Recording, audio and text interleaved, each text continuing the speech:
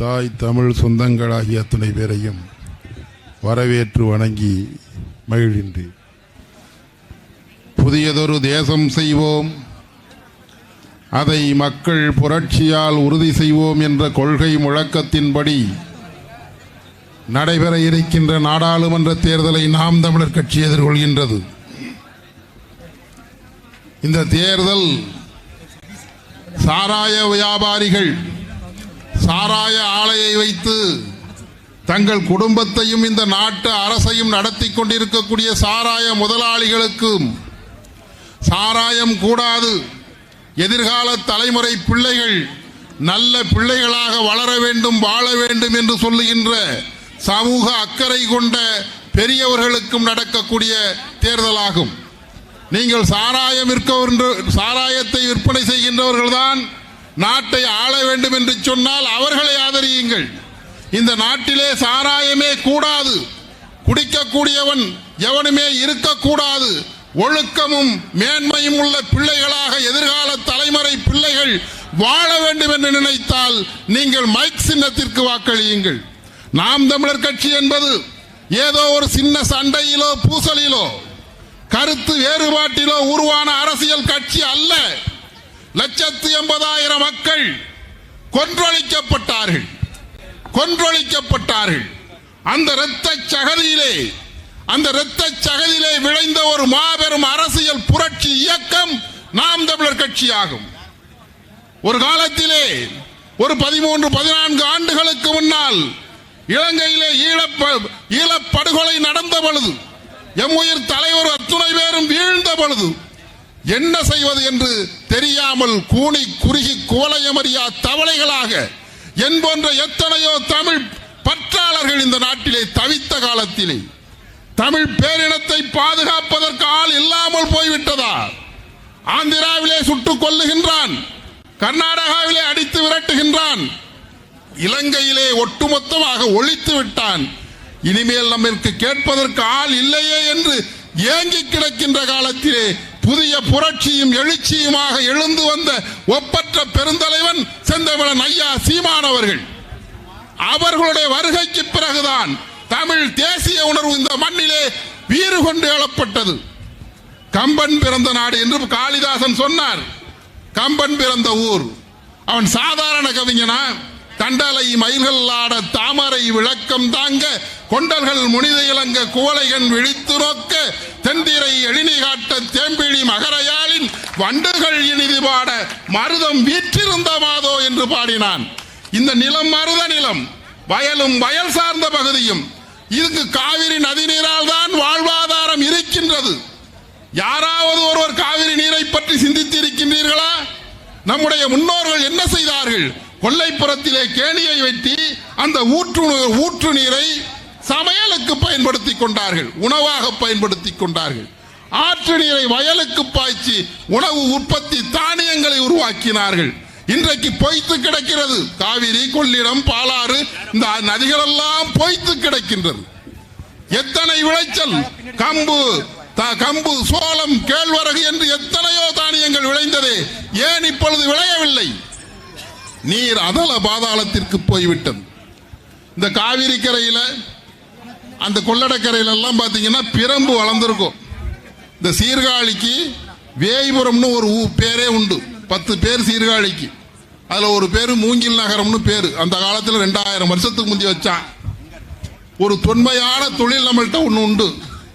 இந்த சீர்காழியிலேருந்து ஆரம்பிச்சு பூம்புகார் வரலும் பாத்தீங்கன்னா இந்த பிரம்பு நாற்காலி, பிரம்பு சோபாலாம் செய்வாங்க. அது நம் மண்ணுக்கே உரிமையானது. என்றைக்கு அந்த தொழில் துவங்கினார்கள் என்று யாருக்குமே தெரியாது. பெரிய புராணத்திலே 1000 ஆண்டுகளுக்கு முன்னால் சேக்கிழார் அந்த மூங்கிலை பற்றி எழுதுகின்றார். சங்க இலக்கியங்களிலே மூங்கிலை பற்றி எழுதுகின்றான். இசைக்கருவியாக புல்லாங்குழலை கண்டுபிடித்தவன் தமிழன். எல்லாம் இந்த காவிரி கரையிலும் கொள்ளடக்கரையிலும் 2 பக்கம் வளர்ந்து கிடந்தது. அவைகளை அறுவடை செய்து வந்து அமர்வதற்கு நாற்காலிகளாக, அமர்வதற்கு கட்டிலாக, சோபாவாக உருவாக்கி தந்தார்கள் நம்முடைய குடிமக்கள் எல்லாம். அதை தொழிலாக பயன்படுத்தினார்கள். இன்றைக்கு நிலைமை என்ன?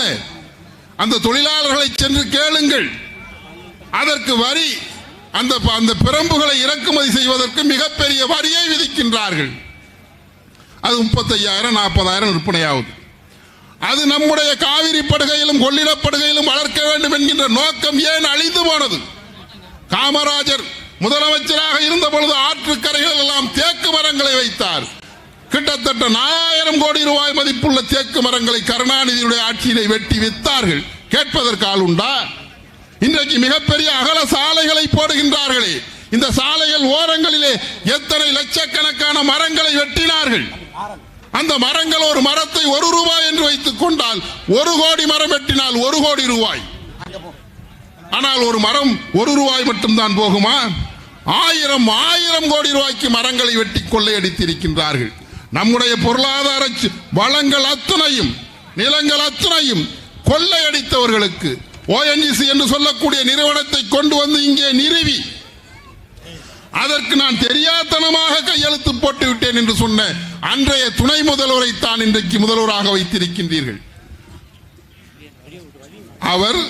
அவருடைய மகன், ஒரே வீட்டில் 2 மந்திரி, 2 அமைச்சர்கள் இந்த நாட்டிலே. அவர்களுடைய ஆதரவு யாருக்கு? காங்கிரஸ் பேர் இயக்கத்திற்கு. அந்த இயக்கம் எப்படிப்பட்ட இயக்கம்? இந்த தமிழ் தேசிய பேரினத்தை கொன்று ஒழித்து அழித்த இயக்கம். பெருமக்களே, ஒன்று சொல்லுகின்றேன், தமிழ் வளர்ந்த பூமி என்பதனால் சொல்லுகின்றேன். ஞான தமிழ் வளர்ந்த பூமி. தமிழ் வளர வேண்டும், வாழ வேண்டும் என்பதற்காக 3 வயது பிள்ளை இந்த மண்ணிலே அழுதது அவர்தான் திருஞான சம்பந்தன். இந்த மண்ணிலே நின்று சொல்லுகின்றேன், ராஜாஜி ஆண்ட காலத்திலும் காமராஜர் ஆண்ட காலத்திலும் மும்மொழி கொள்கை இருந்தது. அதிலே இந்தி, ஆங்கிலம், தமிழ். ஆனால் அவர்கள் ஆட்சி காலத்திலே தமிழ் கட்டாய பாடமாக இருந்தது. தமிழ் கட்டாய பாடமாக இருந்தது. பேரறிஞர் அண்ணா அவர்கள் ஆட்சி பொறுப்பேற்கின்றார்கள். இருமொழி கொள்கை வருகின்றது. ஆங்கிலமும் தமிழும் போது என்கின்றது. ஆனால் தமிழ் என்பது கட்டாய மொழி அல்ல. கட்டாய மொழி அல்ல. தமிழ் ஒரு மொழி, பாடமொழி, அவ்வளவுதான். அப்படித்தான் வைத்தார்கள். மாப்போசி போன்றவர்கள் கேட்டார்கள். அடுத்த கூட்டத்தொடரிலே சரி செய்வோம் என்கின்றார். இறந்து போகின்றார் அண்ணாதுரை. அதன் பிறகு கருணாநிதி வந்தார், எம்ஜிஆர் வந்தார், ஜெயலலிதா வந்தார், பன்னீர்செல்வம் வந்தார், எடப்பாடி பழனிசாமி வந்தார். யாருமே தமிழ் மொழிக்கு முக்கியத்துவம் கொடுக்கவில்லை. பள்ளியில் தமிழ் மொழி அளிக்கப்பட்டு ஆங்கில வழி கல்வி புகத்தப்படுகின்றது. பள்ளியில் அரசியல் அறிவு என்று சொல்லக்கூடிய மாணவர்களுக்கு நடைபெறும் தேர்தல் ரத்து செய்யப்பட்டு பள்ளிக்கூட பிள்ளைகளை ஒன்றும் தெரியாத அரசியல் விவரமற்றவர்கள் ஆக்கிய குற்றவாளிகள் இந்த காங்கிரஸ் பேரியக்கம், திமுக என்று சொல்லக்கூடிய பேரியக்கம், அண்ணா திமுக என்று சொல்லக்கூடிய பேரியக்கம். பத்தாதற்கு பாரதிய சனதா என்ற ஒன்றை 1980 துவங்கி மதவாதிகளும் சாதியவாதிகளும் இணைந்து அரசியலை நடத்தினால் நாடு பாழ்பட்டு போகும் என்பதை இன்றைக்கு நிதர்சனமாக காட்டிக் கொண்டிருக்கின்றார்கள். காந்தி சொல்லுகின்றார், மதவாதிகளும் சாதியவாதிகளும் அரசியல் செய்தால் நாடு பாழ்பட்டு போகும் என்று மகாத்மா காந்தி 60 ஆண்டுகளுக்கு முன்னால் சொன்னார். இதை அறிந்து தெளிந்து உரியவரை தேர்வு செய்யுங்கள். நாங்கள் உங்களுக்காக உழைக்கக்கூடியவர்கள், உங்களுடைய பிள்ளைகளுக்காக, உங்களுடைய எதிர்கால தலைமுறை, உங்களுடைய பேர பிள்ளைகளுக்காக உழைக்கக்கூடியவர்கள். நாம் தமிழர் கட்சியினுடைய அடையாளப்படுத்தப்பட்ட வேட்பாளர் காளியம்மாள் அவர்களுக்கு மைக் சின்னத்திலே நீங்கள் வாக்களித்து இந்த தேர்தலிலே காளியம்மாள் அவர்களை வெற்றி பெற செய்ய வேண்டுமாய் அன்போடு கேட்டு விடைபெறுகின்றேன். நன்றி, வணக்கம். நாம் தமிழர். நன்றி. அடுத்தபடியாக மாநில